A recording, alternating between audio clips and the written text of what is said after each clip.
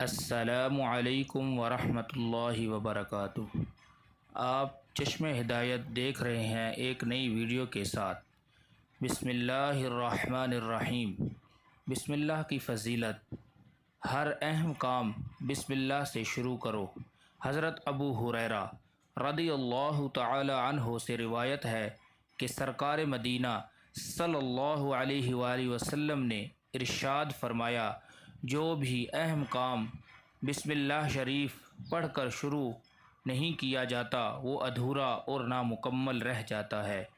تو دوستو، ہر نیک اور جائز کام بسم اللہ شریف پڑھ کر شروع کرنا چاہیے، البتہ حرام و ناجائز کام سے قبل بسم اللہ شریف ہرگز نہ پڑھی جائے، بلکہ فتاوی عالمگیری میں ہے، شراب پیتے وقت، زنا کرتے وقت، جوا کھیلتے وقت، چوری کرتے وقت بسم اللہ کہنا کفر ہے۔